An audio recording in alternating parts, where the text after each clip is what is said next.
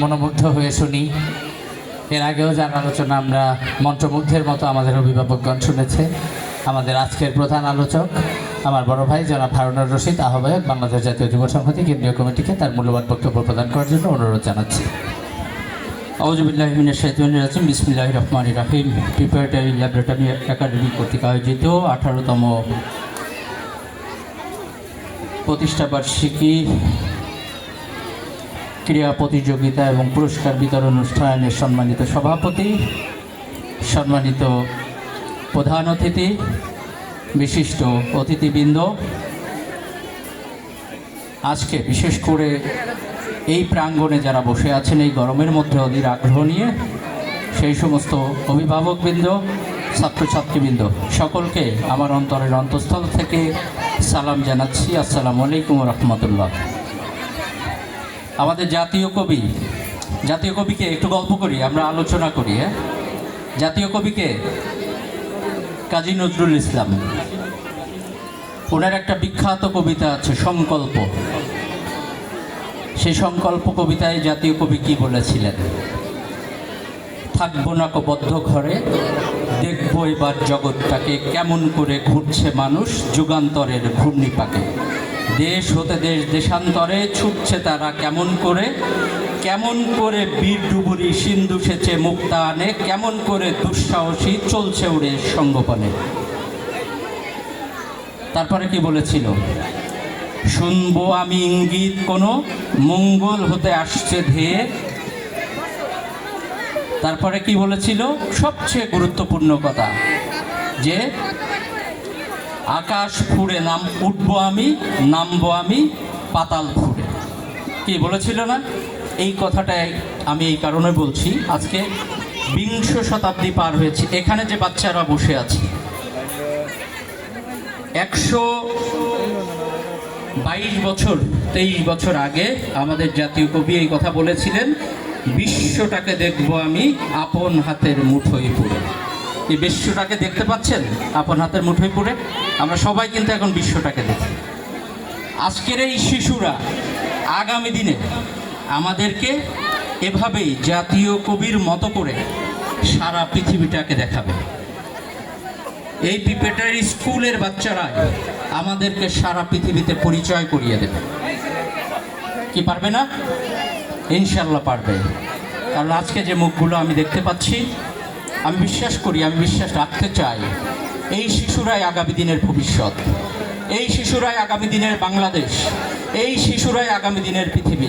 এই শিশুদের মধ্যেই লুকিয়ে আছে আগামীর ম্যারাডোনা, এই শিশুদের মধ্যেই লুকিয়ে আছে আগামীর পেলে, এই শিশুদের মধ্যেই লুকিয়ে আছে আগামীর রোনাল্ডো, আগামীর মেসি, এই শিশুদের মধ্যেই লুকিয়ে আছে আগামীর ডক্টর মোহাম্মদ শহীদুল্লাহ, এই শিশুদের মধ্যেই লুকিয়ে আছে আগামীর শিল্পাচার্য জয়নুল আবেদিন। অতএব আমরা বিশ্বাস রাখতে চাই, আমরা হেরে যাব না। কি আমাদেরকে পরাজিত করবে নাকি আমাদের মুখ উজ্জ্বল করবে বাচ্চারা? ইনশাল্লাহ আমাদের মুখ উজ্জ্বল করবে। কারণ এখানে অনেক মুরব্বীজনরা বসে আছে, তারা অনেক স্বপ্ন নিয়ে এই বাচ্চাদেরকে এই প্রিপারেটরি স্কুলে পড়ালেখা করতে পাঠিয়েছে। আমার পূর্ববর্তী একজন বক্তা বলেছেন, শিক্ষাই জাতির মেরুদণ্ড। তার মেরুদণ্ড যদি শক্ত না থাকে, সোজা হয়ে দাঁড়াতে পারবো না। অর্থাৎ শিক্ষার মাধ্যমেই একটি জাতির মেরুদণ্ডকে, একটি জাতিকে শক্তিশালী করা যায়। সেই শিক্ষা প্রথমত কি শিক্ষা হতে হবে? নৈতিক শিক্ষা, মানবিক শিক্ষা। আমরা অনেক বড় ডাক্তার হলাম, অনেক বড় ইঞ্জিনিয়ার হলাম, কিন্তু আমি আমার মাকে দেখি না, আমি আমার বৃদ্ধ বাবাকে দেখি না। এই শিক্ষা অর্জনের কোনো মূল্য নাই। ওই শিক্ষা অর্জনের মূল্য আছে যে শিক্ষা অর্জিত হওয়ার পরে, আমি অনেক পরিচিত হয়ে যাওয়ার পরে, আমি অনেক বিখ্যাত হয়ে যাওয়ার পরে, আমি যে শিক্ষকের কাছে শিক্ষা গ্রহণ করেছি প্রাইমারি স্কুলে, ওই শিক্ষকের পায়ে সালাম করব দেখা হলে।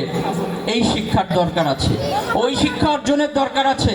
আমার বৃদ্ধ মা বাবা গ্রামে থাকে, আমি যদি আমার ব্যস্ততার মধ্যেও আমি আমার মা বাবাকে ঠিক মতো খোঁজ রাখি, তাহলে ওইটাই হবে প্রকৃত শিক্ষা, ওইটাই হবে নৈতিক শিক্ষা। শুধুমাত্র একাডেমিক সার্টিফিকেট দিয়ে মানবিক শিক্ষা অর্জিত হয় না। অর্থাৎ মানবিক শিক্ষা অর্জন করার জন্যে একাডেমিক সার্টিফিকেটের যেমন করে দরকার আছে, ঠিক তেমনিভাবে আমাদেরকে নৈতিকভাবে গড়ে ওঠাটাও খুব গুরুত্বপূর্ণ।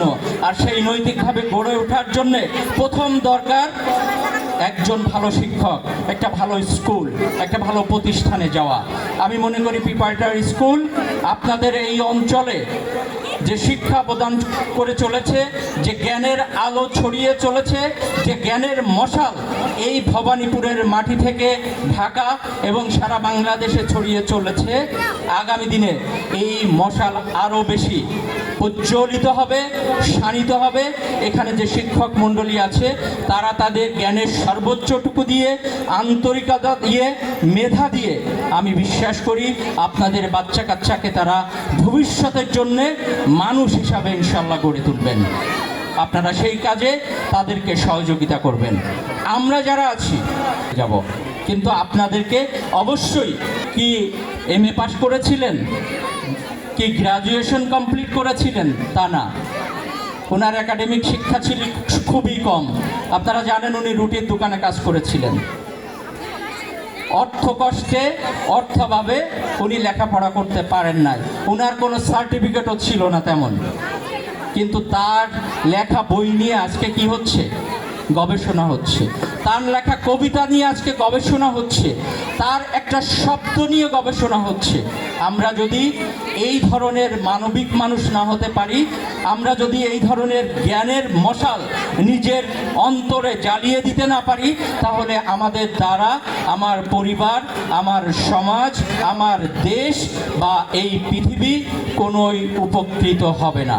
অতএব আমাদেরকে সেই জ্ঞানের মশাল জ্বালিয়ে চলতে হবে প্রতিনিয়ত। শুধুমাত্র একাডেমিক শিক্ষা অর্জন করলেই হবে না। একাডেমিক শিক্ষা অর্জনের পাশাপাশি আমাদেরকে অবশ্যই বৈষয়িক শিক্ষা অর্জন করতে হবে। এইটাই হচ্ছে সবচেয়ে বড় কথা।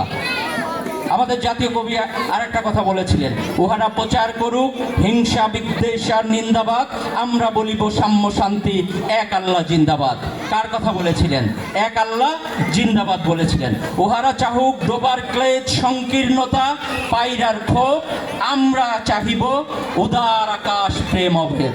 আমরা কি চাবো? আকাশের মতো উদার হব আমরা। অতএব উনি বলতে চেয়েছেন আকাশের মতো বড় মানুষ হতে হবে আমাদেরকে। আমাদের মন সংকীর্ণ হলে চলবে না।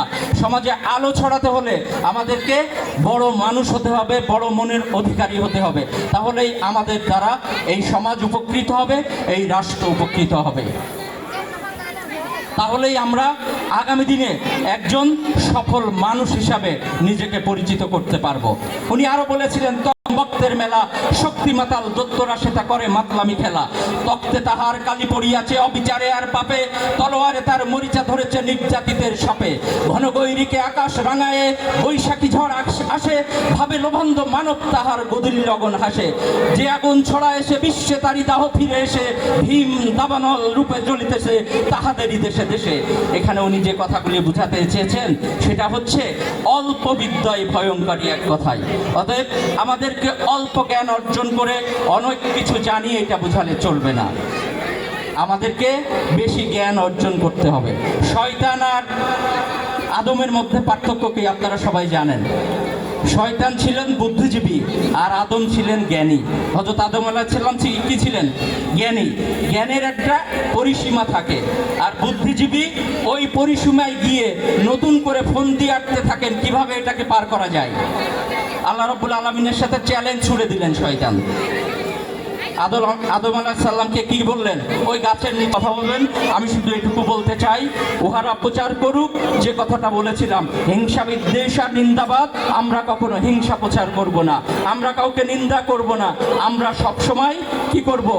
আমরা সবসময় আকাশের মতো উদার হব, আমরা বড় মানুষ হব। আমাদের দ্বারা এই রাষ্ট্র, এই সমাজ, পৃথিবী উপকৃত হোক এই আশাবাদ ব্যক্ত করে আগামী দিনে আজকের এই প্রতিষ্ঠানের বাচ্চারা যেন আমাদের এই সমাজ, আমাদের পরিবার, আমাদের দেশের মুখ উজ্জ্বল করে এই আশাবাদ ব্যক্ত করে আবারও দেখা হবে কোনো একদিন বিকালে, কোনো একদিন সকালে, অথবা কোনো একদিন রাতে এই বাগিচায়, এই আশাবাদ ব্যক্ত করে আমি আমার কথা শেষ করছি। সবাই ভালো থাকবেন, আমার জন্য দোয়া করবেন, আমাদের জন্য দোয়া করবেন, আপনাদের জন্য দোয়া থাকলো। আল্লাহ হাফেজ। বাংলাদেশ জিন্দাবাদ। ধন্যবাদ।